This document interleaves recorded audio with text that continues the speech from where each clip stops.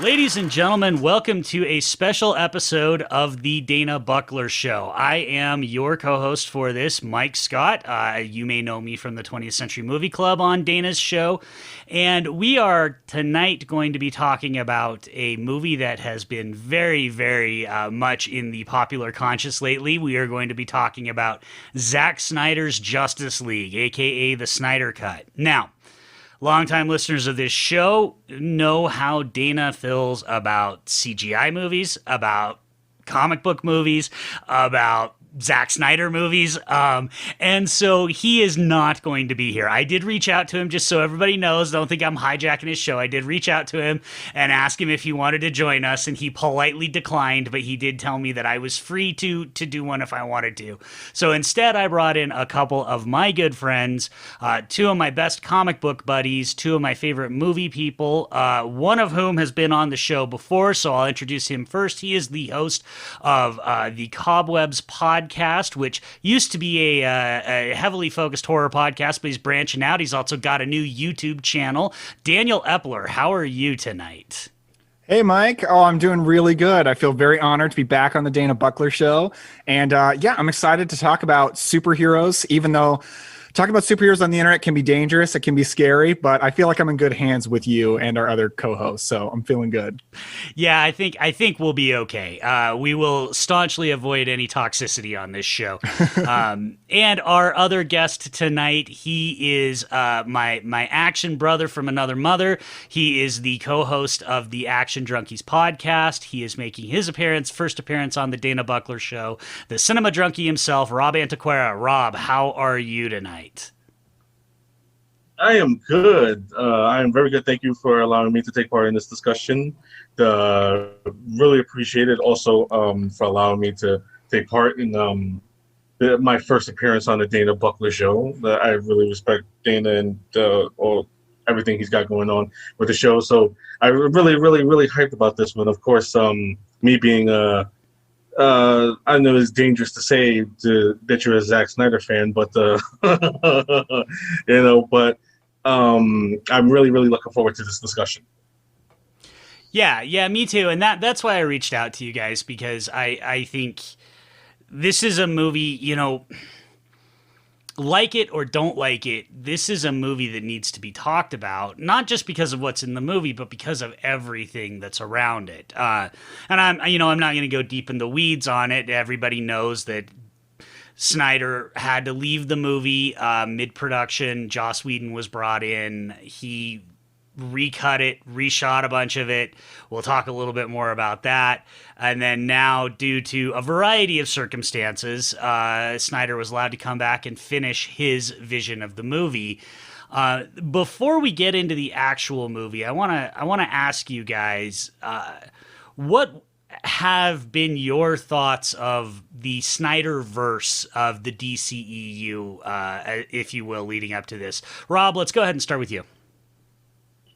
To tell you the truth, though, when he was first announced as the director of Man of Steel, I was taken aback a bit, because if you're knowledgeable of Snyder and his films, Zack has a particular style and way of doing things, particularly of the R-rated kind. So, like, for him to be given the keys to doing Superman, it was like, well, that's a choice, But I mean, I don't think it's a perfect Superman movie. I have my problems with it, but I think it was very well done. That first his first entry, that Man of Steel.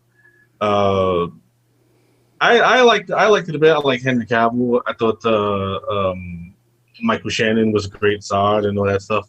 I enjoyed it quite a bit. But that was a head scratcher when they picked Zack to do it. Yeah, absolutely. Daniel, I know you aren't. I don't want to put words in your mouth, but you're not the biggest Man of Steel fan. What are your thoughts on that one? Well, when Man of Steel came out in 2013, I could not possibly have been more excited for it. It was like Avengers level excitement from the previous year.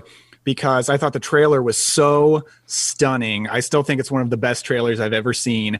And at that time, at least, I was very, very high on Christopher Nolan's Batman trilogy. And I wasn't familiar with Zack Snyder. So going into it, it was the Nolan produced Superman movie. It wasn't necessarily the Zack Snyder Superman movie to me. I saw it. I convinced myself it was good. I remember distinctly it came out the same weekend as the Seth Rogen comedy This Is the End. And I remember being shocked that I liked This Is the End better than Man of Steel. But I convinced myself I liked it. And then when I got it on Blu-ray, it was like around Christmas of that year. And I watched it again. I realized how dull I find that movie. And I did rewatch it actually within the past year, maybe just a few months ago. And I still just don't care for it as much as I deeply want to. I am a big Henry Cavill fan, and I love him in everything he's ever done, except as Superman. I just don't get that sweet, small town charm from him. It feels to me like he's very much embracing the alien side of Superman and not so much embracing the Smallville side, which is disappointing to me. It's, of course, not all his fault. I think, Zack Snyder's not particularly interested in the Smallville aspects or the Daily Planet aspects of Superman. And I love all that stuff. I like Superman universe being like his Girl Friday influenced, with superhero stuff thrown in. And Zack Snyder's just not interested in that. And right now, I'm actually a big fan of the CW show Superman and Lois. It's more what I want from Clark Kent, from that character. So Man of Steel, I find it, very heavy on CGI fighting. I don't find the CGI fighting particularly interesting. And I just don't find the character stuff that interesting. But I will say, I do really love the stuff of him growing up. I like those flashbacks, but especially like the second half of that movie that is so much fighting. I'm not super into it, no. So I think we can all agree, well, I don't know that we all agree. I have long stated that Man of Steel trailer is actually the best Superman movie that's ever been made. That 3-minute trailer is the best Superman movie that's ever been made. It's incredible. So I really strongly disliked Man of Steel when I saw it in the theater. I disliked it even more the first time I saw it on home video. I rewatched it again about a month ago and had a bit of a breakthrough on it, where I think it's so close to being a great movie. It's so close, but there are some decisions that Zack Snyder makes and David Goyer, the screenwriter, make in that movie, and we don't need to relitigate them. They've been, killing Zod, all the buildings crashing, stuff like that I think really do keep it from being a great Superman movie.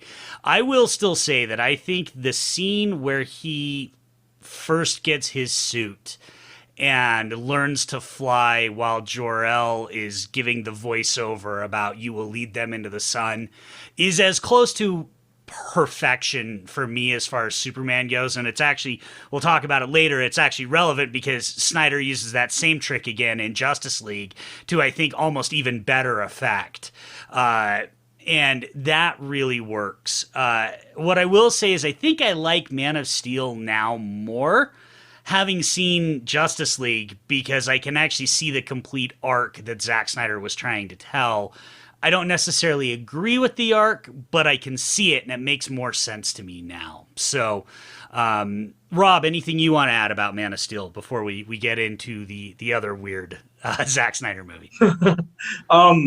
Yeah, like I agree with both of your sentiments. There is a near perfect Superman movie in there, but there are like several creative choices that keep it from there. Like I always felt it seems like he becomes Superman too soon. Like that was always my at what point does he get the suit? Almost like the 40-minute mark, right? And then it's like, okay, then he's just Superman.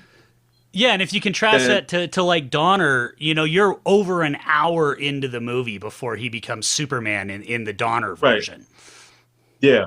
Yeah, and it's like it was almost like a rush to get him into that suit. And like I said, they capped that scene off with the which is one of my top, I would say, 3 Superman moments, which is his first flight. And all that stuff is great. And then they go right into the plot with Zod, and then it's just like nonstop fighting, like Daniel said. It's almost like the Smallville scene is fine with me, but then when they go to Metropolis and then it's just nonstop destruction, it's like I don't like.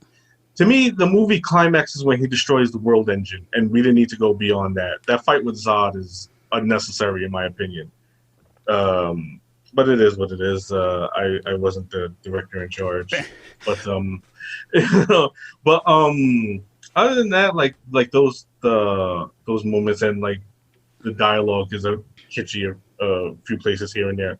I think I enjoy it. I enjoy it a lot. It's probably out of, well, I can't really say Justice League because it just came out, but out of the two between Man of Steel and BVS, I probably returned to Man of Steel the least. I've definitely seen BVS more than Man of Steel at this point. Well, and one thing just about Superman, and I'll ask both of you if you agree with me on this. There never has been, I think, a really perfect Superman movie. I think every Superman movie has some very significant flaws. Donner is probably the best. 78's probably the closest we get, but even that, there's some things I think that just don't really work, especially at the end. It's almost like Superman movies have a really hard time knowing how to stick the landing, because I think the very end of 78's not great. The very end of both versions of Superman 2 are not great. Superman 3 and 4 exist. They're there. But Superman Returns doesn't know how to stick the landing, and then Man of Steel fails to stick the landing. I feel like there's something about Superman that they can't quite figure out how to bring it in. You get this high point, and then it feels like they need something bigger, and Man of Steel suffers from that same problem, I think.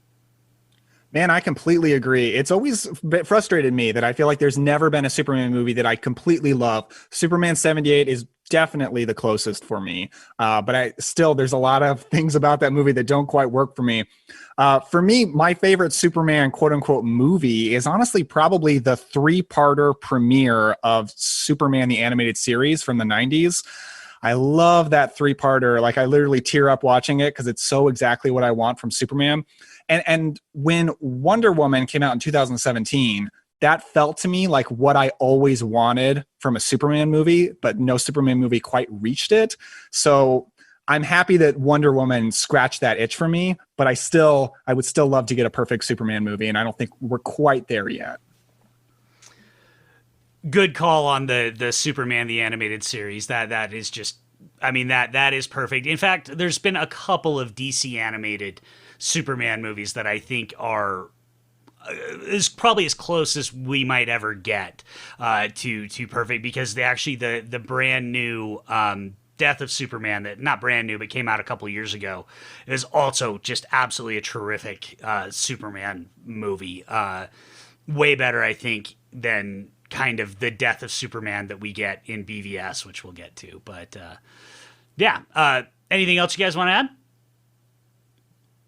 I would say that I definitely want a second or third that Superman the animated series. I was a kid in the '90s, and that is my, as much as I love Reeve and those movies. Superman the animated series is my definitive Superman. That's my when I think of Superman, I think of that cartoon. It's perfect in every way, in the way you envision Superman. It's just, I love that cartoon so much. So I was, when it premiered on HBO Max, I watched it all day. Yeah, it and Justice League. I was talking to a friend of the show, Matt Bledsoe, about Justice League, the Justice League Christmas special, which is one of my favorite Christmas episodes of anything. But I love the fact that the Kents, like, I don't mind an edgier or a more mature Superman, but I also don't want to lose sight of that Superman is initially for kids. And so I love in that one the Kents complaining to Martian Manhunter that they used to have to wrap all of Clark's presents in lead because he would use his X-ray vision to see what he was getting for Christmas. And then it cuts to him as a grown-ass adult picking up his presents from under the tree and going, lead. And it's just, I love it. I think there's room, and this is something we'll talk about more. There's room for multiple interpretations of Superman. Comic books aren't beholden to one interpretation, but I do think that animated series one might be the pinnacle. All right, well then let's move on to the next one, which is of course Batman versus Superman, and I'll start off on this one, and then, which is when I saw this in the theater, I thought I saw the fever dream of a lunatic and had no idea what I had just put into my brain. I thought it was a mess. I thought it was borderline offensively terrible. I thought that you could have taken it and put each scene in a blender and released them all in a completely different order, and it would have made the same amount of sense as the theatrical version did. And then I started finding myself ironically liking it because it was so weird and just so odd. And then I saw the damn Ultimate Edition. And it turns out that if you cut 45 minutes out of a movie that's supposed to have 45 minutes in it, it makes kind of a big difference. And the first time I saw the Ultimate Edition, I was like, oh, this is actually, if not good, interesting. And then I rewatched the Ultimate Edition this time, and similar to Man of Steel, but even more extremely, just did a full turnaround on it.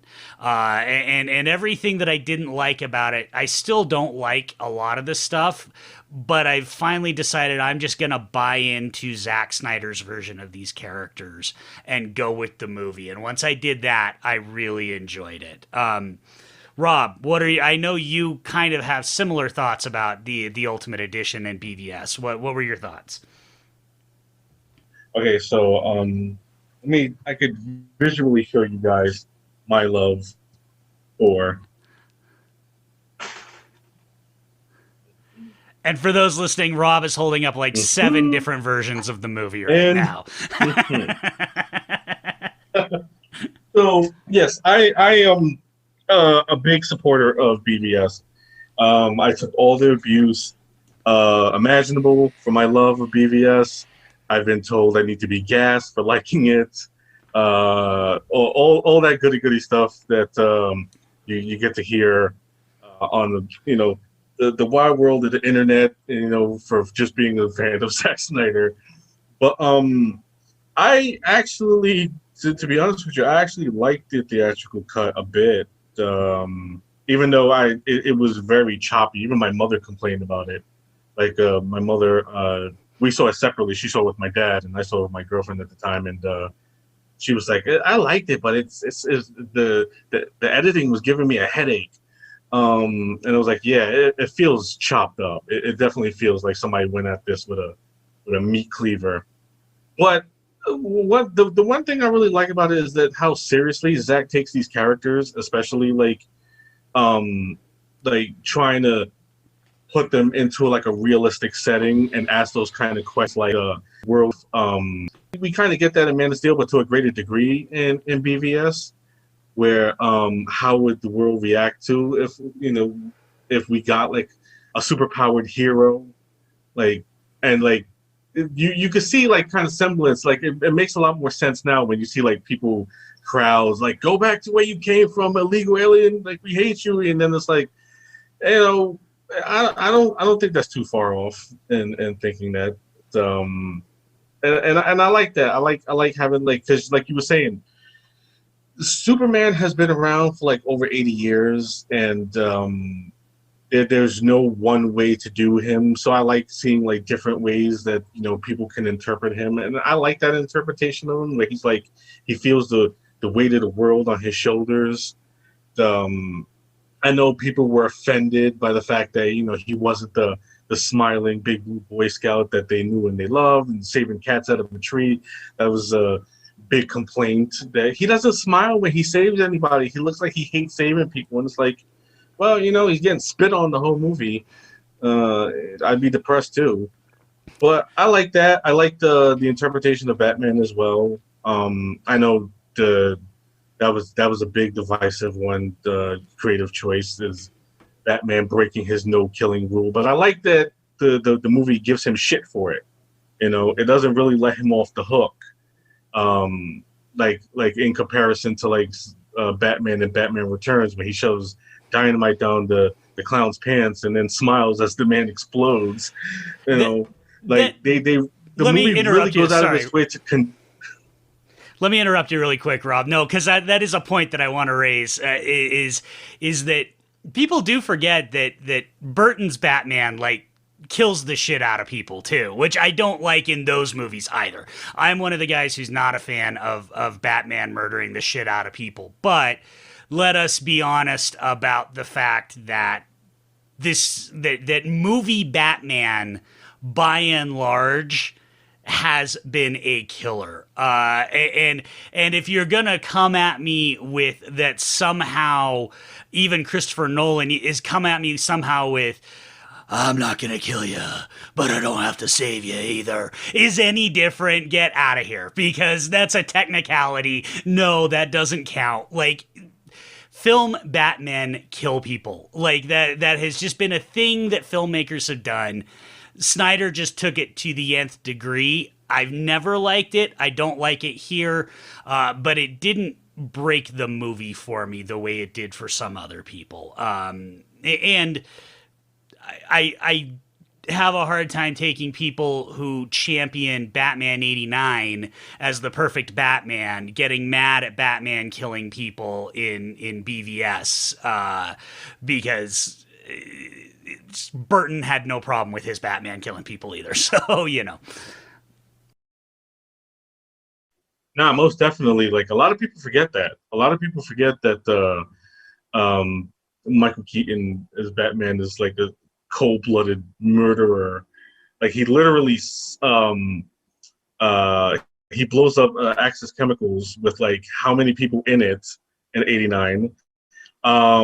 He sets one of the in Batman Returns. He sets one of them on fire with the flame from the Batmobile, and of course that pivotal scene where he shoves the dynamite down dude's pants and then smiles right before my man explodes. So it's I don't want to hear I don't want to hear it. I don't want to hear about that. But that's the one thing I did like, is that he's basically condemned throughout the whole movie on it, particularly by Alfred.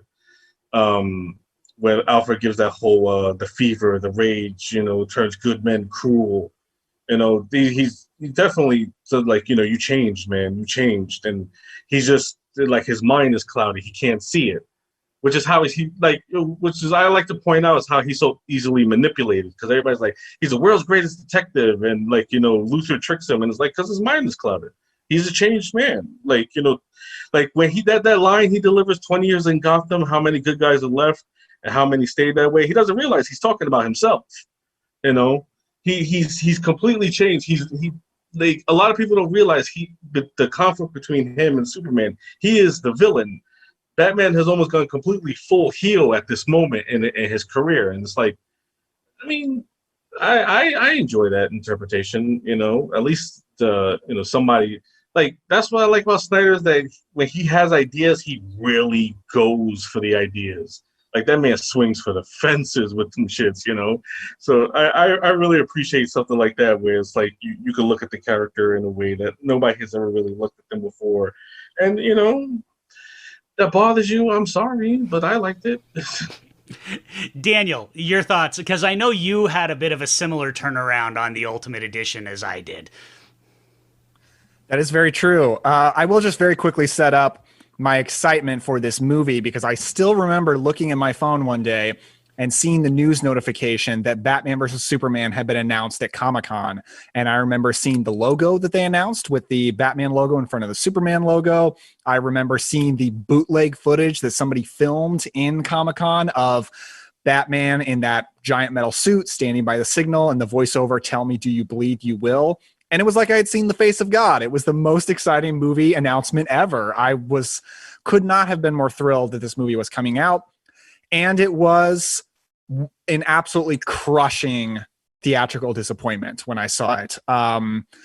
And it was really the last time I had been crushingly disappointed by a comic book movie. Like ever since then, really, like if I don't like a superhero movie, there's going to be 5 more next year. I don't really care that much anymore. But that movie was terribly disappointing. And it's still hard for me to divorce the movie from that memory. But I did eventually check out the theatrical cut on Blu-ray because I worked at a video store and I could rent it for free. It's practically the only reason. And the first reason that I started to fall for it a little bit was I realized how much I loved the Batman stuff. And you know, I love Superman and everything, but Batman is absolutely like the longest love of my pop culture love of my life, other than the Universal monsters.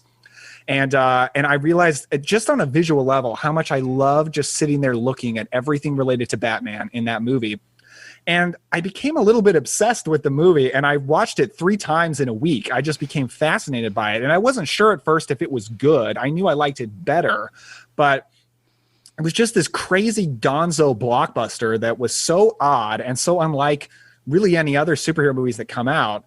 And I was just very interested in it. And it's a movie that my love for it has grown slowly over time. And when I rewatched it before this Justice League movie came out just like a week ago, I loved it even more. I realized I'd really come around on pretty much everything in that movie. What the ultimate cut does for me is it makes Superman's character make sense. My biggest problem with theatrical cut is Superman felt like a complete afterthought. I had no idea what he wanted, what he was doing, what even his purpose was in that movie. And the theatrical cut, the ultimate cut, completely cleans that up. It's still like, it's not the vision I want of Superman. I don't necessarily like, my first choice is not a Superman movie about the burden of being a god and whether or not people want you and blah, blah, blah. Like, it's not necessarily my favorite, but it's a vision and it's interesting. And it's a vision I have not seen in a movie before. So I do really appreciate it. You know, like I wouldn't have picked Zack Snyder to be the guy to helm the DC universe, but I'm at the point now where like he has a genuine vision and it's interesting. And as far as I'm concerned, I don't know if it's ever going to happen. He can just keep doing it.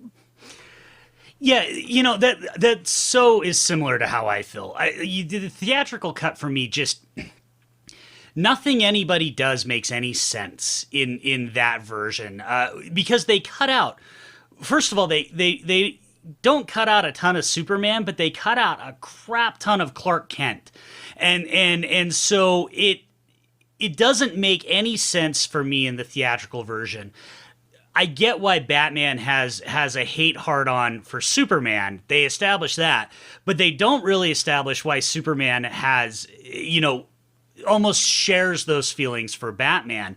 And in the Ultimate Edition, we get all the scenes of him talking to all the people in Gotham and finding out how Batman's really lost his way and has become this horrifying monster that kind of needs to be stopped. And even then, we still sort of get him trying not to fight initially. But it does make sense why he's not giving Batman necessarily the leeway that you would think. But you only get that in the Ultimate Edition. You also, the thing that also really turns around for me on the Ultimate Edition, I still don't like him. I think, but I can appreciate what they were trying to do with Jesse Eisenberg, Lex Luthor as Mark Zuckerberg.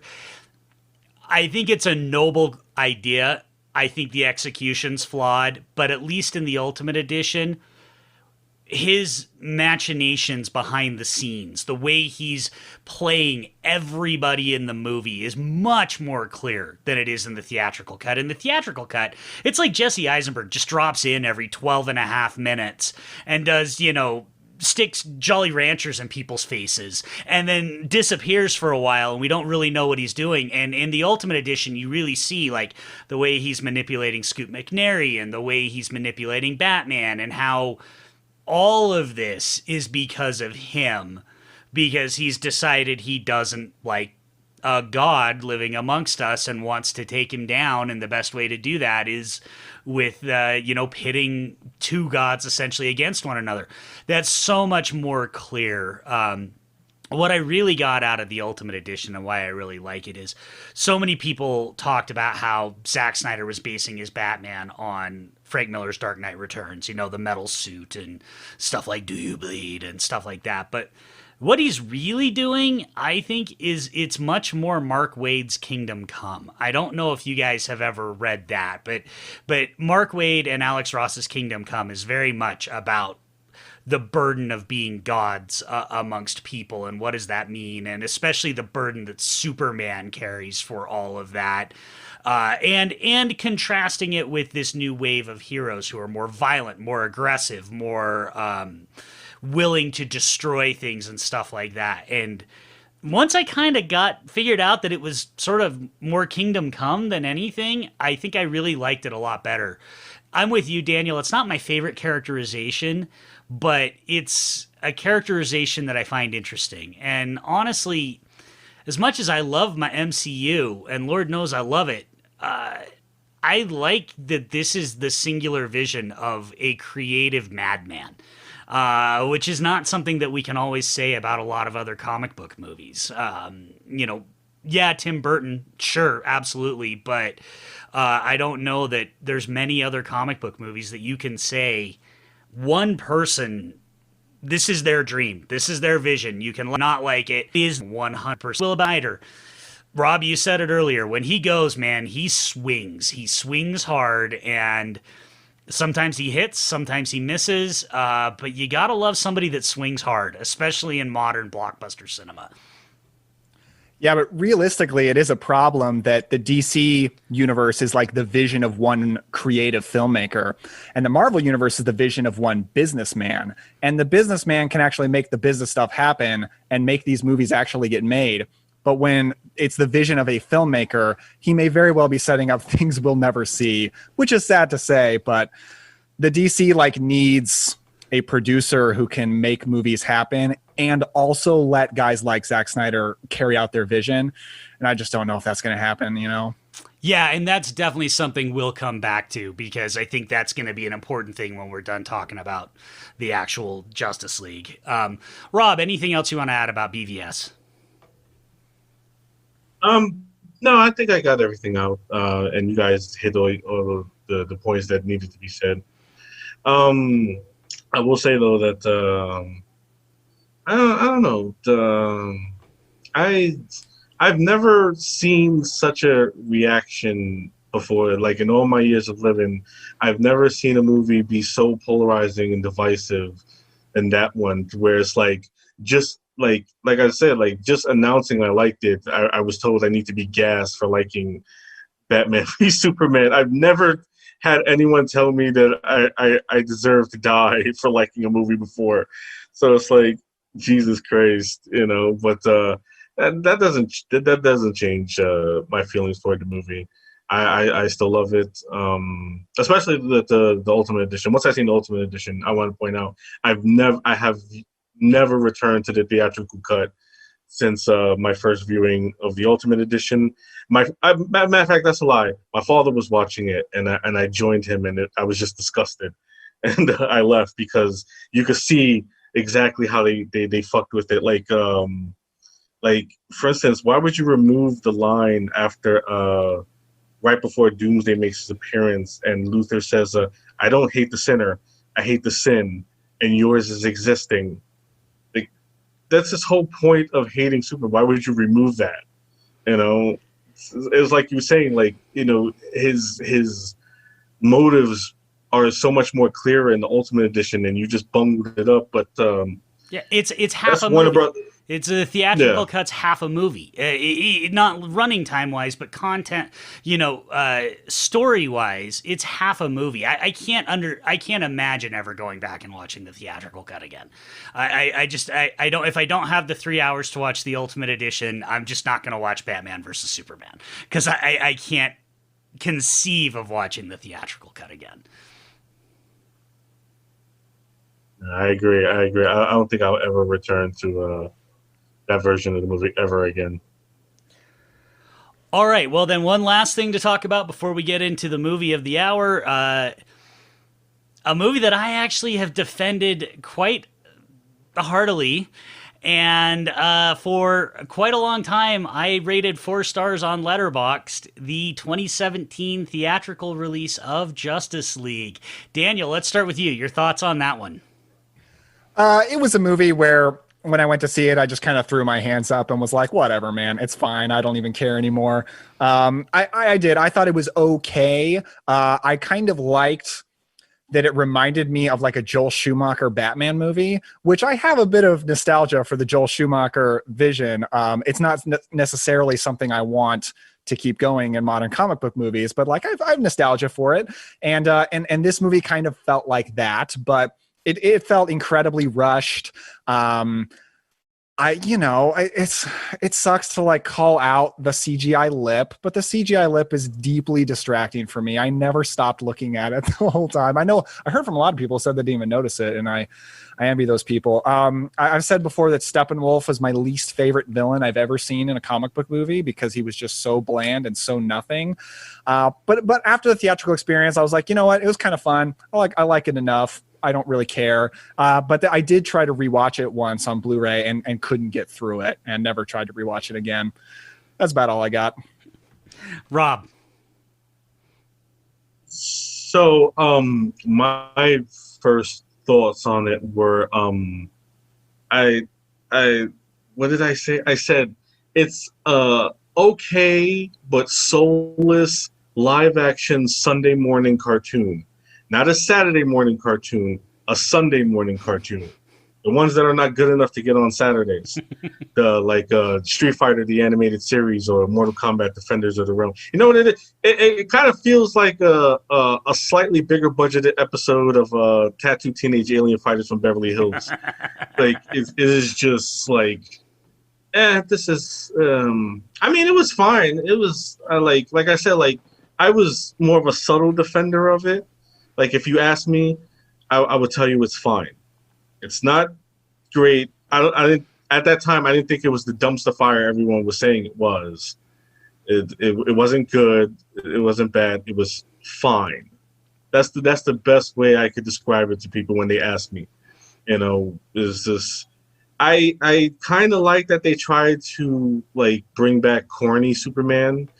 His line in the when he enters the final battle that I believe in truth, but I'm also a big fan of justice. I was like, I like that.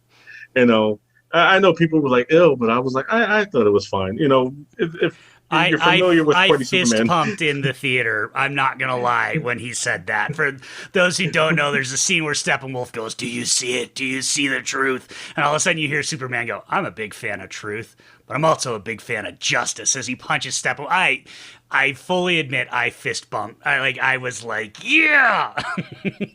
Right, because it's such a Superman thing to say. It's something that he would say, you know, because he's corny, in a lot of his iterations. And I don't mean corny as a derogatory bad thing. I love some corny Superman. It reminded very much of the scene of Superman 2, Zod. Would you care to step outside? You know, like it brought back memories of that, and that's why I appreciate it. I didn't sometimes the CG lip issue. I actually talked to somebody who worked on with a team who was responsible for removing the mustache, particularly in the opening scene, the infamous opening scene where it's the most noticeable. And he said that they worked hard and they tried their best to make it look realistic, and they just didn't have enough time. And Warner Brothers actually wanted to remove it, and Joss Whedon refused. He absolutely refused to let them remove that scene. He fought them on it. So I was like, okay, so now that's why we have Superman looking like he's got swollen mouth, because Joss wanted that scene in there for some reason. The thing that kills me about that is, so other than that opening scene, we don't see him until they bring him back to life in the rest of the movie. Like, you couldn't have just had the mother box give him a beard and just had Henry Cavill grow out a beard instead of spending millions of dollars to digitally remove his mustache. I said the exact same thing. Bearded Superman would have been fine. Just have him grow a fucking beard. like bearded Superman would have been awesome. Anytime I see bearded Superman in the comics, I get excited. Bearded Superman rules. So I absolutely loved this thing when I saw it in the theater. Now, I feel like you guys and people listening need a little bit of background. I love Joss Whedon. I loved Joss Whedon. Joss Whedon was a very formative part of growing up. Buffy and Angel and Firefly are three of my favorite things in the world. I've met him because I got to see an early screening of Firefly that he was at. And he was very nice when I met him, for what it's worth, which is nothing because he's a creep and a monster. But and The Avengers is my second favorite comic book movie of all time. I fucking love The Avengers. It's one of my favorite cinema experiences ever. I saw it 4 times in one day. Well, no, sorry. I saw it 3 times in one day and 4 times in 2 days. So there was a lot of goodwill going into this movie. On top of that, at that time, it seemed like it was the only Justice League that we were ever going to get. So I think I just was so unbelievably grading on a curve, and there is still a lot of good stuff in the movie. And so I was a big defender of it. I acknowledged all the problems with it. The lip was terrible. Some of the cheesy one-liners were bad. Flash falling on Wonder Woman's boobs was terrible.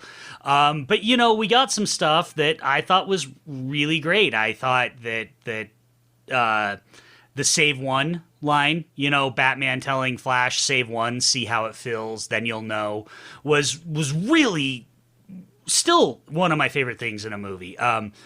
As dumb as it was, I liked Aquaman sitting on the lasso and being like, I don't want to die, and then he finds out he's on the lasso. What I realize now, and we'll transition right into it, is so much of the stuff that I loved, I mentioned 2 things that are Whedon, but so much of the stuff that I loved that I was giving Whedon credit for was actually Snyder and was actually in Snyder's version. And so I have fond memories of liking Whedon's Justice League, but I can't say that I really do like it anymore because barring a couple of things, I realized that the credit that I was giving him was not due to him, and that, quite frankly, unless you guys have more to say about the theatrical cut, we'll just roll right into Zach's version. Quite frankly, almost every single decision Whedon made the movie worse, and was almost seemed like it was out of spite. And I'm thinking of one thing in particular, which was funny in the theatrical version, but the scene where Batman's trying to recruit Aquaman and he goes, strong man is strongest alone. You ever hear of that? And in the theatrical version, we get Bruce quipping, that's not the saying. That's like the exact opposite of the saying, which is kind of funny. But then you see here, you get Bruce saying, he died by my side, and we were stronger together, which isn't a quip. It's actually a really poignant, I thought, profound thing. And I was so angry when I realized that kind of profound, poignant scene had been undercut for a fucking Joss Whedon quip. And it really... So let's get into it. I'm just going to ask some initial first impressions. So Daniel, let's start with you. Your initial thoughts on Zack Snyder's Justice League. So it's 4 hours long for anyone who doesn't know. And on Thursday night when it dropped, I did sit and watch the entire thing straight through, did not take an intermission. And I was very, very impressed with it. It was vastly better than I had ever expected because I was not a release the Snyder cut person. I kind of laughed at those people. I never in a million years thought anything like this would happen. I didn't think it was possible, but I couldn't believe what a polished movie it was. It didn't feel like a work print or an assembly cut at all. It does feel like a true movie. And I was blown away by how much better it was, how much more fleshed out everything was. I cared about the characters so much more. Like, for instance, there had been some talk in the past year about Ezra Miller possibly getting recast as the Flash in a future Flash movies. And I didn't care at all whether they recast him or not. Like, I didn't hate him or anything, but I didn't care. And after this, like, I will be beside myself if they recast Ezra Miller as the Flash. Like, I came to really care about him. I adore the character of Wonder Woman in Patty Jenkins' first movie. I've never loved her as much in a future movie, but in this one I do. This is the Wonder Woman from that 2017 film that I came to love so much. But the two improvements that stood out to me by far the most are, and we'll talk about them more in depth, I know, are Cyborg and Steppenwolf, and how much vastly more, especially Cyborg, I liked in this movie. And it felt like I was angry at Joss Whedon and at the producers and everyone involved about what they did to Ray Fisher in this. Like, I can't imagine seeing what Zack Snyder did with Ray Fisher and this character, and ripping that out, like, feels criminal to me. Like, I just can't, there's no defending that decision. So yeah, I like it a lot. I like it much, much better than the theatrical cut. Rob, how about you? Yeah. Like I said, I was a subtle defender of the theatrical cut, but I'm with you, Mike. As you know, seeing the Snyder cut, it's like it's almost like I'm afraid to return to 2017's Justice League, because I'm afraid how infuriated I'm going to get just watching it. You know, from all the creative decisions they made, and like I know we're getting ahead of ourselves, but I want to throw it out there. There's one scene out there that practically infuriated me. Was when spoilers for, you know. Yeah, let me just, I should have said this at the start of the episode.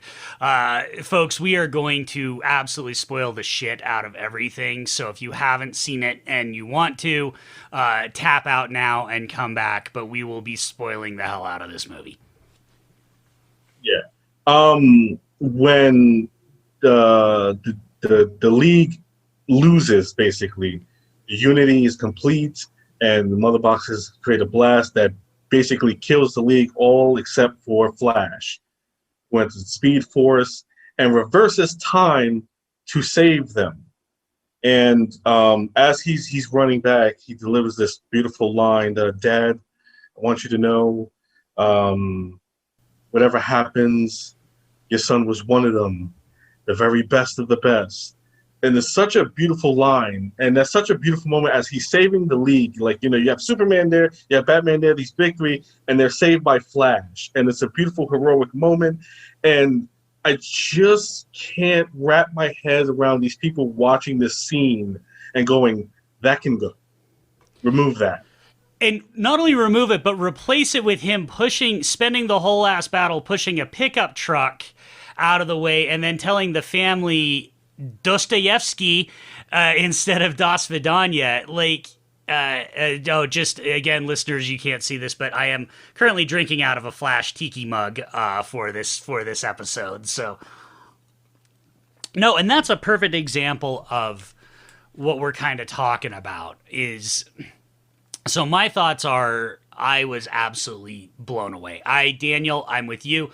I was not a release the Snyder Cut guy. I actually think most of those people are unbelievably toxic and horrible, and I was a little disappointed to hear that this movie was even getting made, because I did not like that environment had been kowtowed to. Now, that being said, there's some important things to note.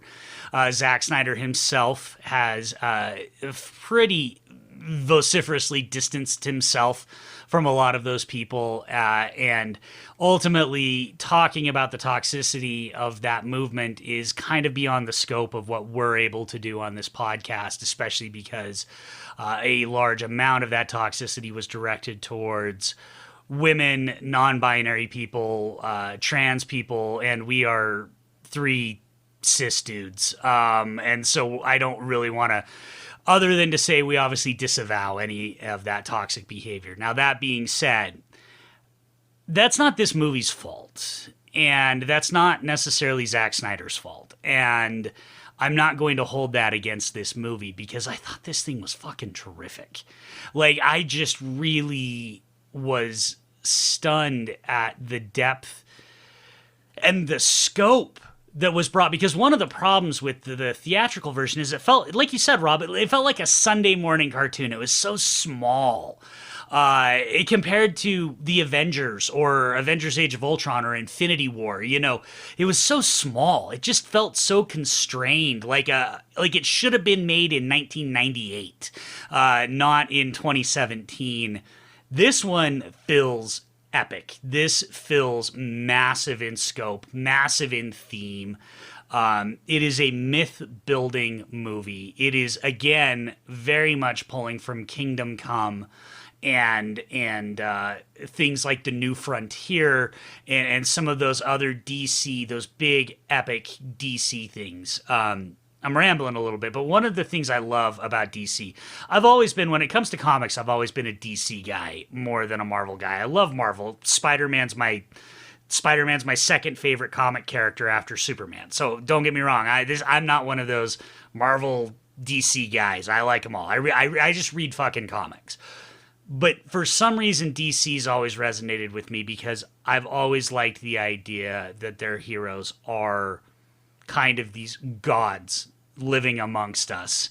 And Snyder really digs into that more than I think any other director has with DC characters. And I really loved that about this because this whole thing just feels huge as you're watching it. Everything feels huge in it. And also, I should say, this is off the record. You guys feel free to chime in. I know I said mute yourself if you're not talking, but that doesn't mean you got to wait for me to, like, cue you in or anything. Jump in at any time. Okay, good to know. Sorry. So, Daniel, you mentioned Cyborg and Ray Fisher. I think we can't really talk about this movie without talking about that character. Yeah. So, Ray Fisher has been very upfront about how he was treated by Joss Whedon and by Warner Brothers. A lot of people didn't necessarily give that a lot of credibility. Some people did. Certainly, I think after seeing this movie, a lot more people are, because I think it's kind of fair to say Cyborg is sort of the main character of this movie, right? Would you guys agree with that? Yeah, and I think he's undoubtedly the heart of the movie. I think he gives the performance of the film, which for me is really saying something because I love the cast of this movie, and I think everyone is giving an absolute top-notch performance. It's a beautifully acted comic book movie, but Ray Fisher is the performance of the movie for me. I rewatched this movie last night, and I realized, like, I liked it even better the second time, and I realized it's more than a movie that I'm, like, a big fan of. It's a movie I felt emotional about, and I found myself tearing up a few times. But I definitely got choked up when Cyborg does, for me, like, one of the most moving acts of heroism I've seen in a comic book movie, which is just increasing the poor waitress's bank account. And I found that so moving. And that's the kind of thing that, like, that's the kind of thing Tony Stark is never going to think about. But Cyborg does. Like, he understands the troubles of real people. And I thought that was just such a beautiful moment, you know? I saw somebody on Twitter point out that it's one of the only movies where you actually see a hero not, like, rescue people from burning buildings, but actually just help somebody. Just do something kind. And that actually surprised me, and then I started racking my brain, and I was kind of like, oh yeah, you don't see that a lot in superhero movies where they just do random acts of kindness. You see that in comics quite a bit, but you don't see it in the actual movies very often. Rob, Sorry, your thoughts on Cyborg? Yeah. Everybody, I've heard it all about Ray Fisher being bitter. Like, you know, oh, he's just mad because they forced him to say "booyah" in that theatrical cut. And when you look upon this film, it's like Yeah, he has every right to be pissed because they took a performance and they turned it into nothing in that theatrical cut. And I also wanted to point out that I realized I've seen the movie 3 times already, and I've noticed that it's kind of weird that he's also the only one of the league that takes any real damage. Like um, when they're in the big battle and stuff, like they're all doing their fighting and all that stuff, and but he doesn't really take any damage. And but in the theatrical cut, he takes the blade to the shoulder and he gets his leg ripped off, and it's like, is Joss being spiteful to it seems like because the creative decisions that went into removing this performance and like what they did to his role in the theatrical cut seems almost like you said, Mike, out of spite. Like what was the thought process? I don't know. How could somebody be so vindictive? Well, and he also in the theatrical cut, he has to have Superman help him with the mother boxes. In this one, Superman comes in at the very last second to help him pull him apart. But that's Mm-hmm. because Cyborg's already gone into the mother boxes and done his thing. I think the perfect example of this, and I don't want to, this whole thing to devolve into we're just going to compare the two versions and stuff, but the one that I think is that really drives that home is in this version, you get him going into the mother boxes. And Diana's already told him the mother boxes are going to tempt him with his fears and his wants and his desires. And he goes in, and it's his dad and it's his mom, and it's him looking human. And they're saying, you come with us. You won't be alone. We can fix you. And it's so great because and Fisher just nails the line where he goes, I am not broken. And then he sticks his hands in and he goes, and I'm not alone. And you swap that in the theatrical cut for my toes hurt. I don't understand how that even works. My toes hurt. That's what I'm talking about when it's like spite is you have this powerful moving moment of this kid who has felt like a freak and a monster for the whole movie finally like actualizing his potential and realizing that he is whole, and you cut it from my toes hurt. Like, no wonder he's pissed. Like, no wonder. Yeah, it's heartbreaking. And if we're okay with somewhat switching topics, I absolutely have to talk about Ben Affleck because I haven't really yet. And he, just from these two movies, BVS and the Snyder Cut of Justice League, he has come to mean so much to me as Batman, to the point where he might even be my favorite actor playing the character. I love that, I'm okay with dark, brooding, angry Batman who's on path of revenge. That's a take on Batman, even more than Superman. I think there are a lot of takes of Batman, but I love dad Batman. And this is absolutely Batman in dad mode. Him and Wonder Woman just so much feel like the parents of the Justice League in a way that I really, really love. But I've just never felt so much like compassion and purpose and drive behind Batman before. I just love how dead set he is on saving the world, even though he is clearly out of his league and he's not on par with the rest of them. But he's so important in the team because of how he brings them all together. And he is the one who has the unwavering faith. He keeps saying to Alfred, faith, Alfred, that they can pull this off even in front of impossible odds. And it's crazy to me how much Ben Affleck disappears in this role. It's like some of the most acting I've ever seen him do as the character. He's probably the biggest star to ever play Batman. And I don't even see Ben Affleck in this role. Like, he just looks like the perfect Bruce Wayne Batman. It's the perfect performance for the character. And I don't even see a shred of this actor in it. It's crazy. I have come to love Batfleck so much. And this is in this movie, like, it's crazy to say, this particular movie might be my favorite cinematic Batman. Yeah, I definitely agree with you. Also, I like how you can see that Superman's sacrifice has really revitalized his his outlook, and like his faith. Like, he says faith. You know what I'm saying? Imagine the Batman in BVS talking about faith. He was just downtrodden and just a beaten man, but like now he's basically in Justice League. He's slowly gone back to the Batman that we knew him to be, like, probably possibly before, all that, he's like the Batman we remember, and it's such much more like, engrossing when you look at it like that, like when you see the arc take place over that, for him to go from the darkness and then just to go into the light. And I like also that, he realizes that he's out of his league, no pun intended. And throughout the final battle, he really just runs point outside of the reactor, while they're taking care of Steppenwolf and Cyborg's working on the unity of the mother boxes. He's just outside just killing parademons, because he knows, like, this is where I could be most of use instead of trying to sit there and fight Steppenwolf, which I know I'm like he basically does more than he did in the climax of PVS, where Superman and Wonder Woman fighting Doomsday. He's just over there in the corner, like, good luck, But I love Affleck in the role. Like, he's definitely, like, one thing about iterations of Batman that I've noticed is that, like, the actors who play Batman, they always get one right, and like they always seem to be lacking in the other.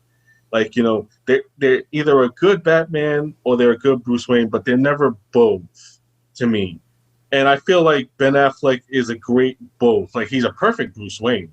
Like, just absolutely just perfect Bruce Wayne. Not just in look, but it's just like, and the performance of it all. And his Batman is extraordinary. I think he might be my favorite as well. I love Ben Affleck. I wish we could have had like 20 more movies with Batfleck, but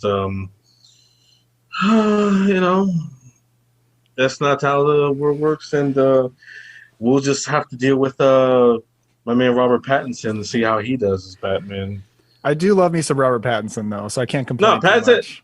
No, Pattinson is great. It's just I wish we had gotten to see that Batman movie with him versus Deathstroke and whatever else that they have planned on. Yeah, I hear you. Well, but part of that is also, Ben Affleck's worst enemy is Ben Affleck, and he has a Sylvester Stallone-like ability to ride high and then implode and then build himself back up. But no, I agree with you. And one of the things that I really do love about this version is because Snyder has so much more time to work with, they feel much more like a team, like the Justice League, to where, you correctly pointed out, Rob, like, he's running point outside, but it's also his plan that they're executing. So, which is traditionally how the Justice League kind of works, is Batman's the tactician. He's the strategist. He's the guy who plans, right? Batman can beat anybody because he's got enough time to plan. And so it really does kind of drive that point home. Every person here in the final battle here has designated roles. And I love that. Batman comes up with the plan. He's also the distraction, and then Flash is running around doing his thing, running around outside. Cyborg's got to get in and deal with the mother boxes. And then Wonder Woman and Aquaman do the punchy. And because that's, you lead with your big guns, right? They're the punchy. And it all works. And it feels more cohesive because you can see everybody doing their thing. And in spite of that, it still, almost fails, which is what makes it a kind of a riveting climax, because they don't just come in and whoop ass. They almost lose. But it just is a perfect example of how giving this story more time to breathe and more time to exist makes it much more interesting and much more effective than what we got initially. Completely agree. And on the topic of the movie having more room to breathe, I am curious about something from you guys. about how you feel about the level of slow motion in this. Because I got to say, for me, it basically always worked. And I'm not a big slow motion guy. I don't like 300 or its sequel. I find them visually exhausting. But I didn't feel that way in this movie. I always liked it when the music cues hit, even though sometimes they felt like objectively strange music cues. But I don't know, maybe I was just riding the Snyder wave in this, but it always worked for me. And the slow motion, like, it really upped how epic and grand everything felt. And I usually do not feel a bit like that about slow motion, but I did in this movie, which was surprising. No, I agree. I can't really have complain about slow motion. I grew up on John Woo, so Oh yeah. slow motion slow motion has been my thing for a long time. But now, what I wanted to point out, I wanted to go back to something that Mike said about them feeling like a team, and that was one of my biggest problems with the theatrical cut, is they never really felt like one, especially in that final battle. Like they worked together, but I didn't get the team aspect. And then when Superman showed up, it basically became Superman and friends. You know, he basically said, "I'll take over from here" and shit, and they became useless. Like in this one, like they really feel, you really get the team aspect. That's even when Superman shows up, because then they triple team Steppenwolf, and I still have that working in my brain that Superman bullies Steppenwolf to the flight music from Man of Steel. Is fantastic. I'll never forget that. But also, like, yeah, they fully feel like a team in here, and that's what I love. I definitely get the team aspect of it. You know, it's a glorious thing. I remember me and Mike talked about this before. One of my, I don't have many complaints about this, but I did have one. Uh, I know Mike said he's not a fan of the black suit that Soups is in, and I mean, I didn't mind it, but there's one particular shot where after Aquaman smacks Steppy in the air, and they have that shot of Superman flying toward him to uppercut him into the air, and I just thought to myself, now how glorious would that shot have been if he was wearing the old red and blue? You know, that familiar pose from Superman in the red and blue would have been such a beautiful thing. I mean, it still works, but I would have liked to have seen that shot in the red and blue. But you know, that's just me and my love of Superman. Yeah, no, so first, because I do want to talk about the suit, Daniel, for me on the slow motion.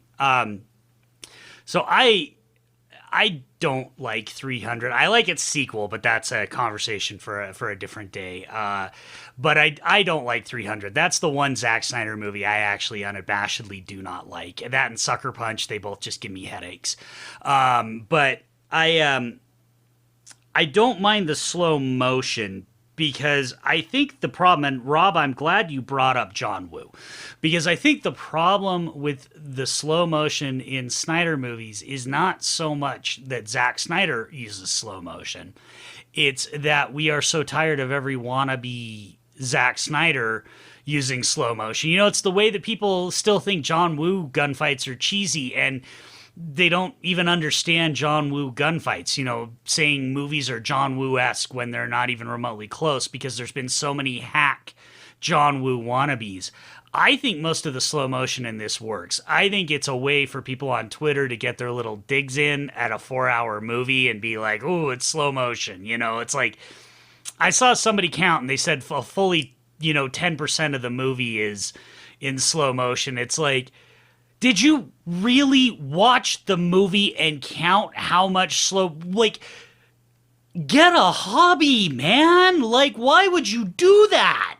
Why on earth? Just watch the damn movie or don't, but don't do that. That whole thing is just sort of the Twitterification, I think, of all of our brains.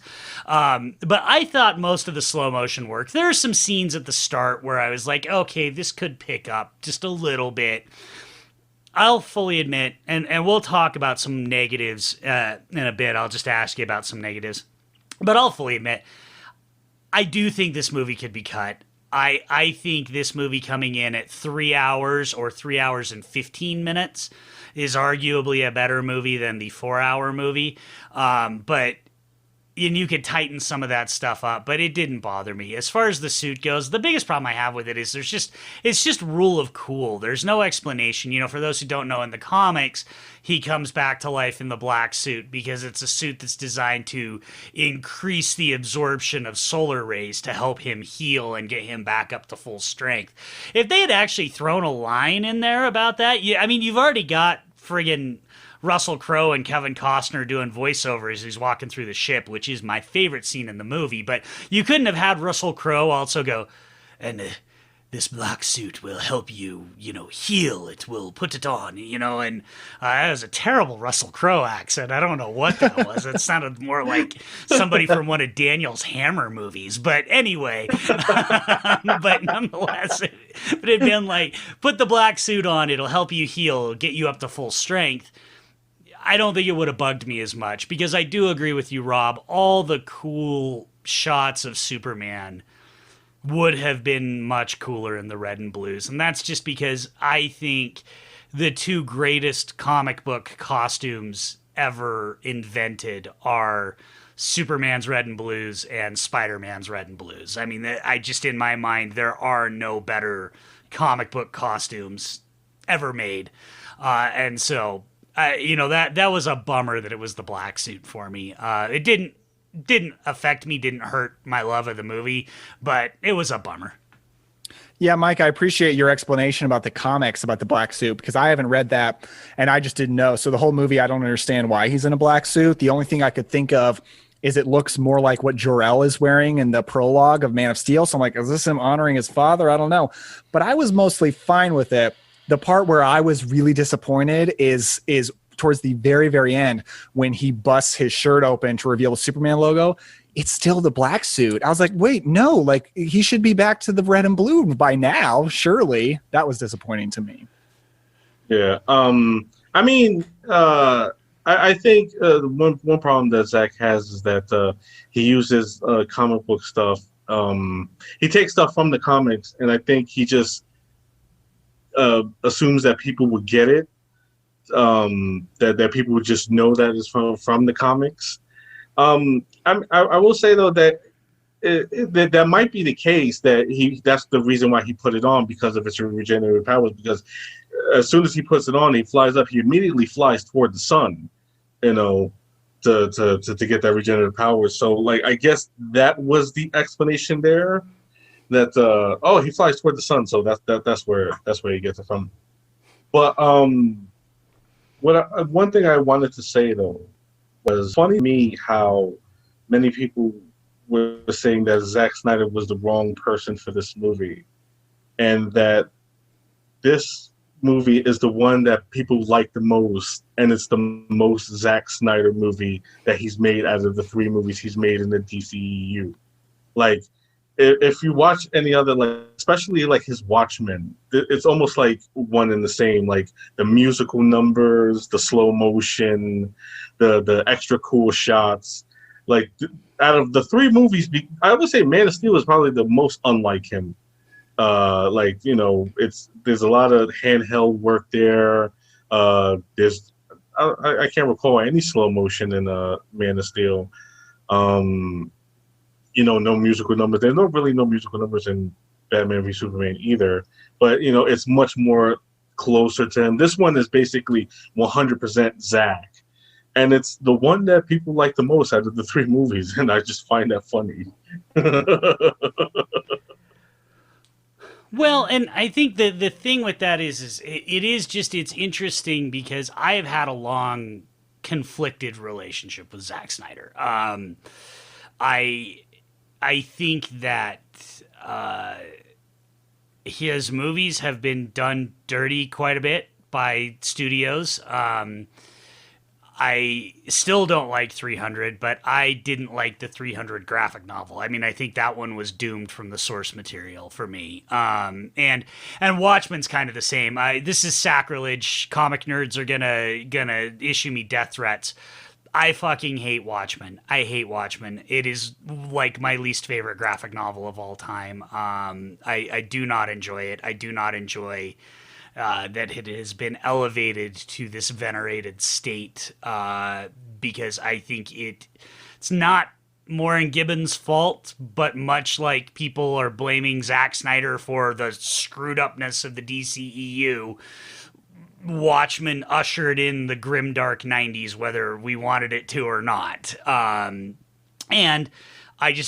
I'm not a fan. It's not for me. I'm not saying it's not great. I'm not saying it's not seminal. I'm not a fan.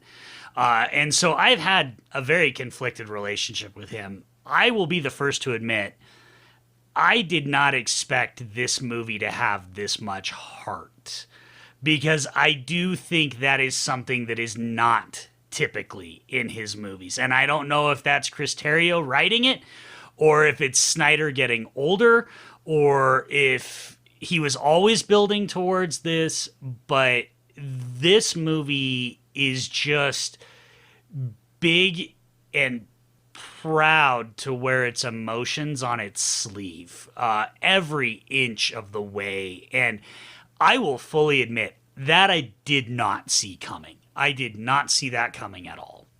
I totally agree with you. This movie has a huge beating heart. I can't believe how sincere it is. I mean, like I said before, like, this is the most compassionate and warm I've ever seen Batman. And I sure never thought Zack Snyder was going to be the guy to do that. So yeah, I do find this movie a very sincere and warm and heartfelt movie, which was a big shock to me. But that's a big reason I connect with it so much. Yeah, I third that one. This one is just unabashed. It's funny too, because I noticed that in the Flash scene where he saves the League and he reverses time, every step he takes emits the sound of a beating heart. If you pay attention, like every time, like when he's running, like he takes a step, it emits a beating heart sound. And yeah, like that's definitely the best way to look at it. Like, this film is full of heart and emotion, and it's weird too, because it's like, if this was the version he shot, then what did they need to cut out? To add puns and quips. Was that all you felt this movie needed? Because everything was right there. You had it. Like, also to point out that he has stated that he had multiple cuts of the movie, like in edited form. Like, the film needed visual effects and it needed music, but he did have multiple cuts of the film. Like his preferred one was one that was 3 hours and 34 minutes long. But he had one that was exactly 3 hours long. He had one that was 160 minutes long. He had one that was 140 minutes long. So, like, there's been a confusion that where people was like, oh, they were right to cut this down because there's no way they were releasing a 4-hour movie. He wasn't turning in a 4-hour movie. He was ready to cut it down considerably. It's just that the fans wanted, like, everything, that he had at his disposal. So he took his 214-minute cut and he added to that to make it a full 4 hours. And I guess we'll get into it in a bit. There are some stuff could have definitely been left out of it, but I'm glad we got it the way it is, though, because I think like I remember saying in my Letterboxd review, maybe it had to be this way. Maybe we had to go through 2017's version of it in order to get this version and appreciate all of it. You know what I mean? Like, who knows, like, what we would have gotten, like, even if he would have stayed on the film and released, like, him certified release from him in 2017, it still would have been this. And I don't know if I wanted to see a cut down version of this, because God, who knows what would have been cut out of it. I don't want to see anything cut out of this. I love it. I love it to death.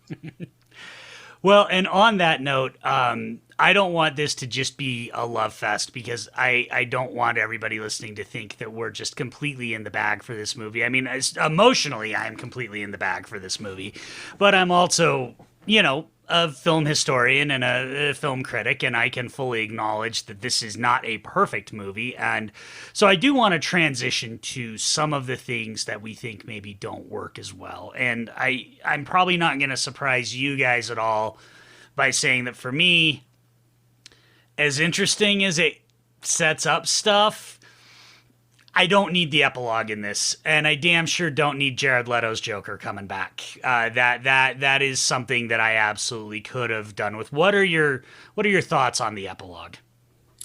I truly detest the epilogue. It's the only thing in the movie that I hate. It's the only thing in the movie I would really cut out. Like, could this movie be shorter? Sure. Would I cut stuff out? No, except for the future vision. I am a complete unabashed hater of Jared Leto's Joker. I'm sorry to his defenders and everything. For me, like, the Joker in modern pop culture has become something that I don't like anymore and has become something I don't really recognize. Like, I think Heath Ledger did a really good job as the Joker in The Dark Knight, but he did create a new character, and that character has completely replaced the Joker that I grew up loving, which is Mark Hamill and Jack Nicholson. And I love that character, but I don't think I'm going to see that character in a movie again, at least not for a very long time. And Jared Leto, to me, does feel like he is doing a bad impersonation of Heath Ledger, and that's kind of the extent of his take for me. I don't like it at all. And as much as I adore Batman in this movie, the epilogue is the only time where it feels like what I would have guessed Zack Snyder would have done with Batman. Like, he drops an F-bomb. There's no warmth or compassion. He says he's going to kill the Joker. And I'm like, this is at complete odds with what I have watched for the past 4 hours. But okay, Zach. And it's just the thing is, it's probably setting up something we'll never see. So, like, why not just leave it off? Like, I guess Zach just wanted his 100% vision no matter what on screen. And I can respect that, but I can imagine when I rewatch this movie, probably just fast forwarding over that, but maybe still watching Martian Manhunter right after it. No, I definitely agree. I would have been happy if they cut right after Superman reveals the S and cut straight to black. You could have just went straight to credits, and this movie would have been perfect. That nightmare scene, I like the idea behind the post-apocalyptic world in the DC universe, where it's like a post-apocalyptic Justice League, and Batman's teamed up with Deathstroke, and Joker. Like, I like that idea, but that scene went on forever. Their conversation went on forever. I was just like, that was the one time in the movie where I felt the length, and it was just like, dude, just get on with it. Just please end this conversation. And the way he shot it too, like, I know it's definitely on purpose, the out of focus thing, like, Zach is a very professional filmmaker, so if it's out of focus, it was on purpose. But I still don't appreciate it. It's annoying. The Batman dropping the F-bomb was like, whatever. And like the Joker being like, "Who's gonna give you a reach around?" Like, I just, like, it just, it that nightmare sequence is. I have so much faith in this movie that had Snyder been able to make his versions, I would have watched them to see if the Mad Bastard could have pulled it off. But that nightmare sequence is literally every criticism that he gets about being an edgelord, style over substance, macho alpha male, like douche, like all of the criticisms of Zack Snyder are condensed into that 20-minute nightmare sequence. And they're all right. For that 20 minutes, they are all right. They are completely wrong for the 3.5 hours that have come before that. The movie is 3.5 hours of saying, Zack Snyder haters, you're wrong. And then we get 20 minutes of, or are you? Maybe you're not so wrong after all, because I now have to hear the Joker ask Batman about reach arounds. It's interesting, but as far as I'm concerned, I'm hitting stop after Superman opens the shirt to the S. That's it. When I watch this in the future, I'm hitting stop there. Like you said, Daniel, maybe I fast forward because I do like seeing Martian Manhunter at the end. That's pretty cool.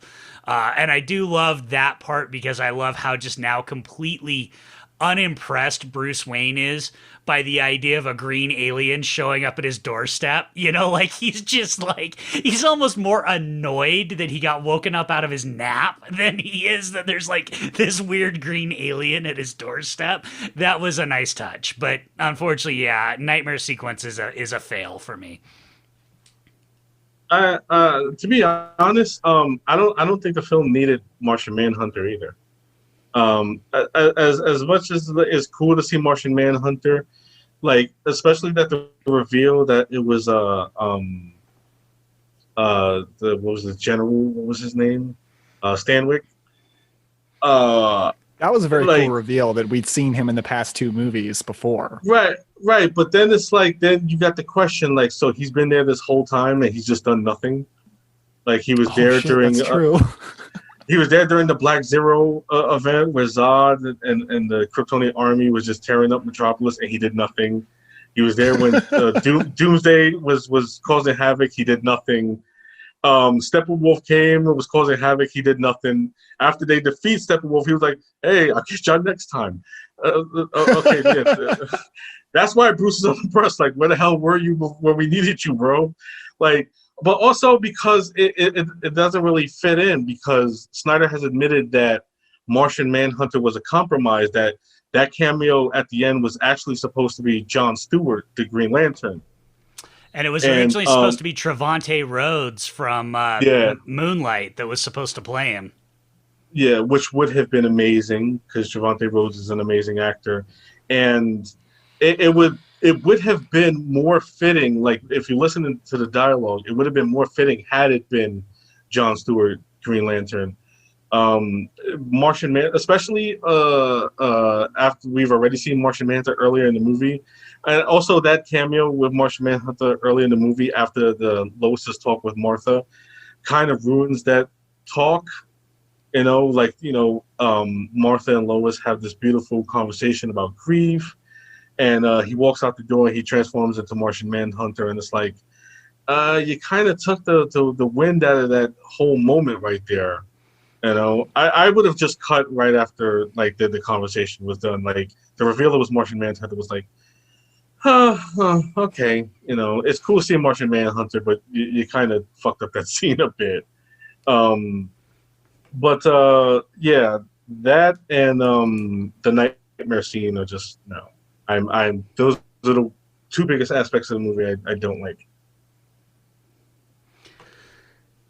Yeah. The only other stuff that I have is it's all minor quibbles. As much improved as Steppenwolf is, and he is much improved in this, I think we all agree on that. I'm still not completely sold on the suit made out of knives looks much cooler than whatever that monstrosity was in the theatrical version, but I'm still not completely sold on it. That being said, I do think some people complaining about him maybe have a little bit of, what's the word I'm looking for? Blinders on about just the general poor quality of comic book villains. I mean, by and large, comic book movies, Thanos was such a revelation in Infinity War, but the reason he was such a revelation is because, by and large, comic book villains in movies are not terrific. I don't think Steppenwolf in this one is any better or any worse than average. I do like that he's stuck dealing with like middle management trying to get back in the boss's good graces, but I still think he's not as good as he could have been, but other than that, yeah, I don't have too much. I've seen a lot of complaints on Twitter, and I gotta be honest with you, most of them kind of fall flat for me. I just feel like I'm not seeing the same movie. I saw somebody complaining that Superman murdered soldiers, and I was like, Well, but he didn't, because the movie goes out of their way to show that they got out, and even shows Batman checking on them. And on top of that, he's coming back as, crazy, not with it Superman. Like, I feel like a lot of the criticisms I've seen of this movie are criticisms that have been levied just because people don't want to like the movie, for lack of a better way of describing it. Which isn't to say that you have to like the movie. There's plenty of movies that I don't like that people love, but I don't have much to say. I just have to say, I have to come to the defense of my boy Steppenwolf, because I've actually become a big, big fan of that character in this movie, which is a shock, because I said in the theatrical, he might be my least favorite comic book villain I've ever seen. But what I love about him in this movie is I love how sad he is, and I love that I feel sorry for him. Like, I love the moment when he's talking to basically Darkseid's secretary, and he's like, do you think if I take this world I can go home? And they're basically like, no, you still have to pay your debt. And he has this look on his face where he looks so depressed. I really agree with you. I love Steppy. He's like, I remember watching it, and I was just like, when he's like, oh, he's so adorable, and he was like, what? And it was just like, I love him. He's like that whole scene when the Sod tells him, you still owe the Great One 50,000 worlds, and he looks so shattered and defeated, and it's like, oh, you just want to put him in your pocket and take him home. It's like, oh, it'll be okay. It'll be okay, Steppy. Don't worry about it. And like that's why I'm like, when Superman bullies him at the end, fucking heat visions his horn off and all that. I'm like, oh. But at the same time, he is frightening in this movie when he launches into action. Like, and he never felt like a threat in the first movie. The theatrical. But in this one, he feels like a seriously powerful, frightening threat if he is in battle mode. So I think that's great. And the armor works for me because of how much it looks like nothing that exists in our dimension. Like, it does look otherworldly, and I respect that. I do. That's a good point. I do like that. It's Kirby as hell. For those listening who don't know comics, Steppenwolf, Darkseid, all of these people were all created by Jack Kirby's New Gods, and the movie does do a pretty good job of making everything look alien as hell, which Kirby was great at. And Daniel, the one thing I do want to say, do agree with you on that, is this is yet another massive improvement, is the battle on Themyscira is 1,000 times better in this version. I mean, Steppenwolf is far more terrifying, but on top of that, the Amazonians are much more, or the Amazons are much more powerful. And so it's just all around better. I mean, Rob, you mentioned a couple, why would you cut that out? One of the ones that I first thought, my wife, Kelsey, who loves Wonder Woman, says Wonder Woman's like her favorite comic book character. She loves Themyscira. She loves all of that. When Hippolyta goes, show him your fear, and you get all the Amazon, we have no fear. And she's like, why the fuck would you cut that out? Like, why on earth would you cut that scene out? Like it's crazy, the stuff that they cut out. Because it does increase Steppenwolf's threat. It does increase his menace, and it makes the stakes. The stakes in this movie actually legitimately feel like end of the world stakes to me. In a way that honestly I think really only Infinity War can compete with. That's the only other one where I really feel like the end of the world stakes are really as strong as the movie wants us to feel like they are.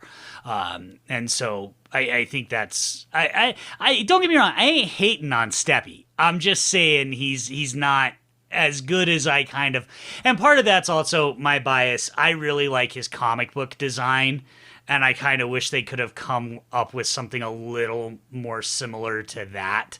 But I will say also, another actor that was done dirty is, and I'm going to mispronounce his first name, but is Syrian Hines, who actually gives a tremendously menacing vocal and mocap performance as Steppenwolf, and was a complete non-factor in the theatrical version. And he is a tremendous actor. So he, yet again, on the list of actors done dirty on this movie. Yeah, most definitely. I think my only other criticism, and it's a small one, but I do think Aquaman stands out as being the weakest of the team and the least interesting. And I think it's very, very clear that James Wan took massive strides forward in his Aquaman movie with the visuals of Atlantis. I don't think anything with Atlantis looks cool in this movie. And Zack Snyder really should have had the insight to know to make Amber Heard stop doing that British accent. And thank God James Wan had that wisdom. So the Aquaman stuff is a little weak for me. And that's basically the only last criticism I have.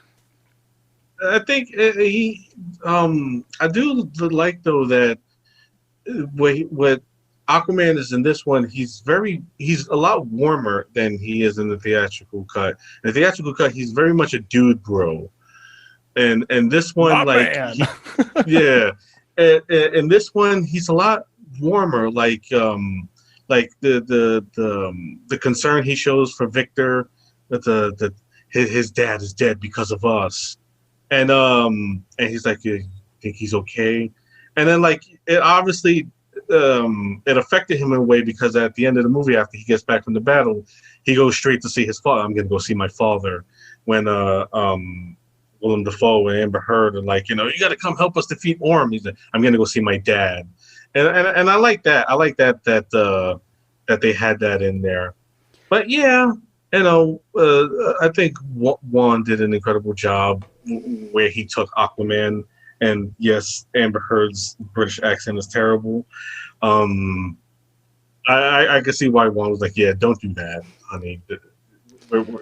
Let's just forget the British accent here. And also, Willem Dafoe's creepy scarecrow hair. I don't like that pullback ponytail look in Aquaman either, but that scarecrow hair is like, ugh. Neither design works for poor Willem Dafoe in either version of his character.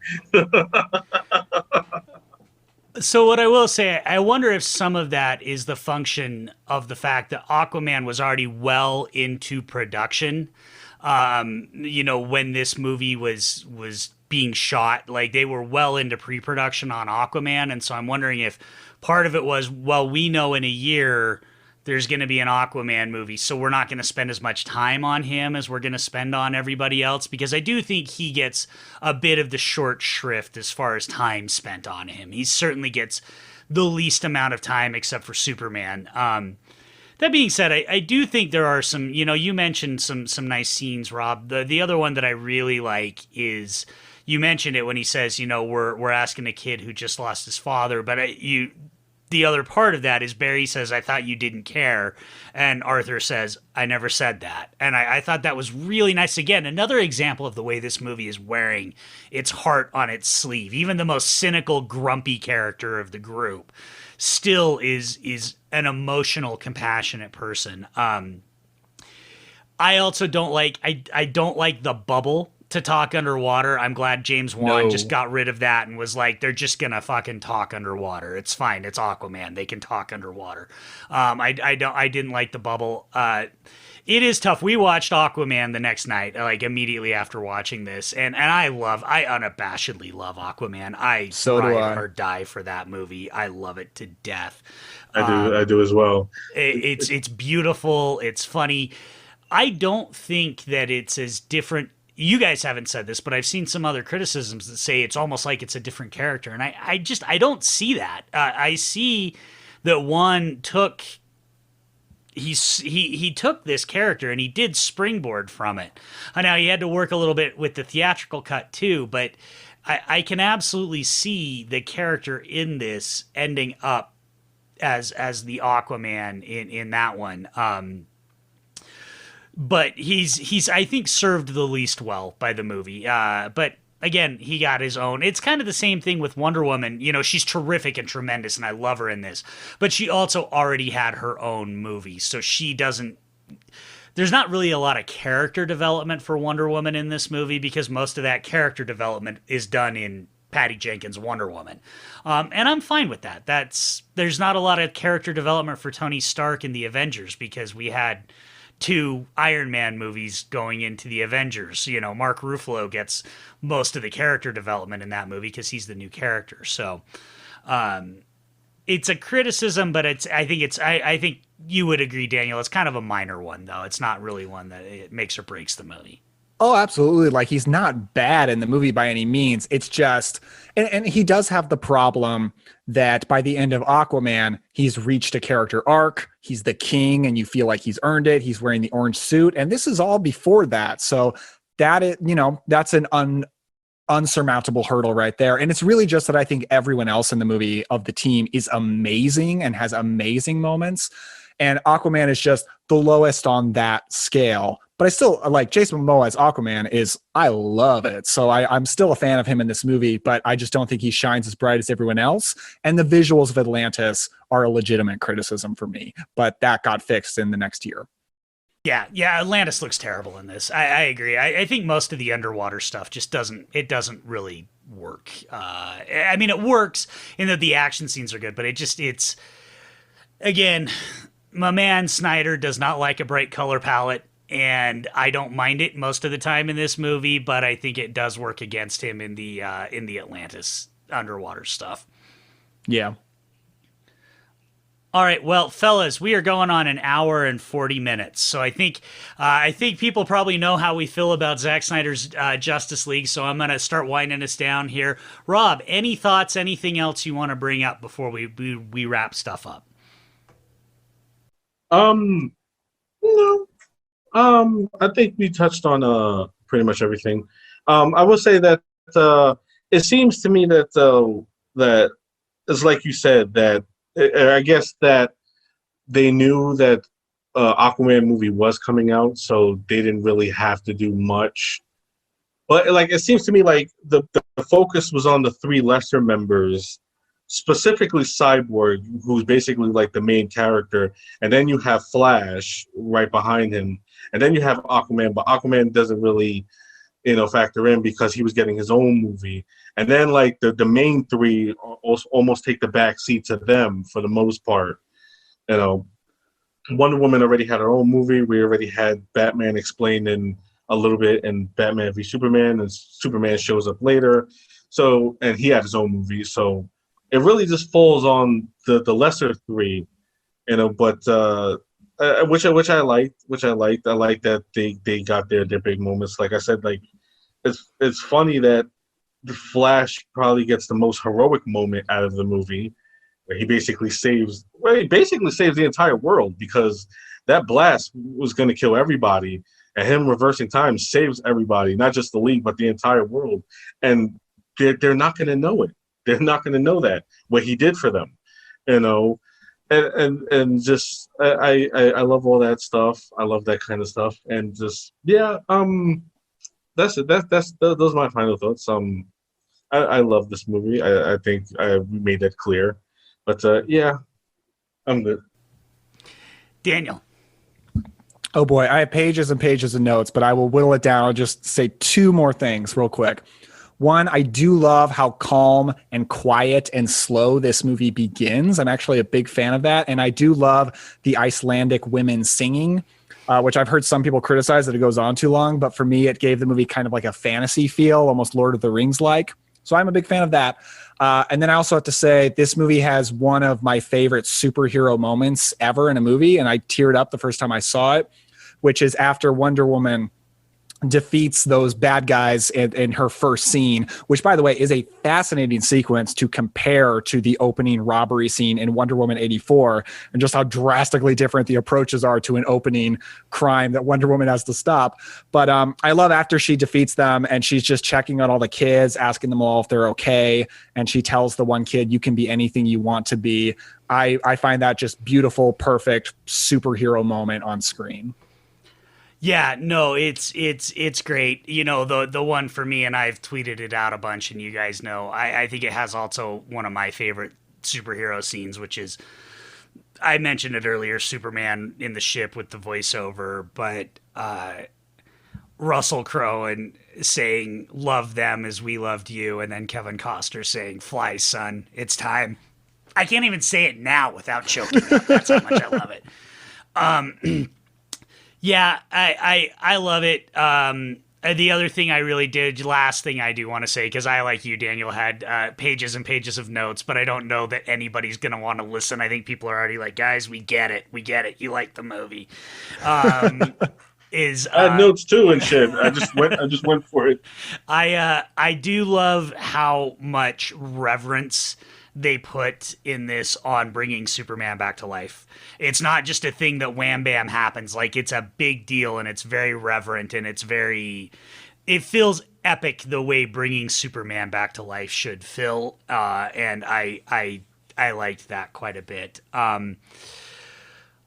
So yeah, other than that, folks, we like the movie. We really recommend you watch it. I know there's a lot of talk and a lot of chatter about it and a lot of toxicity and stuff, but we are all three fans, and I didn't pick these guys to come on just because I knew they liked it. Like, I had thought of them well before I knew what they thought of the movie, but I didn't want people who were just going to come on and immediately be in the negative, which is, God love Dana for knowing that and bowing out and just being like, it's not going to be very fun if I come on and he's like, probably not even going to watch the movie, but if I do, I'll probably just end up coming on and being negative for an hour, and nobody wants to hear that. So I, thank you to Dana for letting me do this and getting to talk about this movie that I absolutely adore, with two of my very, very good friends who I also absolutely adore. Boys, plug some shit. Rob, let's start with you. Where can people find you? Why does everybody start with me for the plugs? Because I know you hate plugging stuff, so it's like a Band-Aid. I want to rip it off and get it done. Yeah, that's I think that's the joke with everybody. Just they know how much I hate plugs, so they always go with me first. But of course, you can find me at the Action Drunkies, the podcast hosted by me and my brother from another Mac, the All Star. Second season premieres very soon. You can also find me on the House That Screams, a horror podcast with my dear friend Candy, the Final Girl. You can find us on Action Drunkies, Twitter as at Action Drunkies, on Twitter, Facebook, Instagram, and YouTube. You can find me as the Cinema Drunkie on Instagram, Facebook, Twitter, and YouTube. If you would like to look forward to the House That Screams, you can find them on Twitter at house_screams. I when I'm doing plugs, I usually plug you, Mike, but you're here, so I think that it makes more sense for you to do that shit. So, like, I always plug Mike, and it's like Mike is here, so it makes no sense I'm to here. plug Mike. But shout out to Mike though for having me on to do this. I really appreciate it. I love you, buddy. Love you too, brother. Daniel. So I host a podcast called Cobwebs. It is right now called Cobwebs, a Gothic cinema podcast. The name is about to change, though, to just the Cobwebs podcast, which is honestly what most people call it anyway. So I don't think it's going to be a drastic thing. We talk about old horror movies, but we're going to start branching out more into just old movies in general. So we have an episode coming up on three 1940s film noir movies that are all co-starring Vincent Price. I'm having on honest to God film noir expert Rosalie Lewis from the F This Movie website and podcast. So that's an exciting episode coming up. I also recently started a YouTube channel called Cobwebs Dusting Off Classic Cinema, which is on my Blu-ray collection and old movies. And I did actually just put out a video on 5 pre-1970s classic films that you can now watch on HBO Max after you watch Justice League. So it is 5 old movies that for some ridiculous reason that I come up with pair with Justice League in some way. So if you're interested in that, you can find that on YouTube. Oh, and shout out Mike, much like Rob did. And as you all know, you can find me at Hibachi Justice on Twitter. You can find my other show, Adkins Undisputed, the most complete Scott Adkins podcast in the world, at Adkins Podcast on Twitter and anywhere podcasts are found. You can follow this show on any major podcast app of your choice, including Amazon Music. You can follow Dana on Twitter personally at Real Dana Buckler. You can follow the show at Dana Buckler Show. You can follow him on Instagram at The Dana Buckler Show. We have a Facebook group, The Dana Buckler Show, so join us there and hang out. I don't use the Facey-bookie, but Dana's there frequently, so you can chat with him there.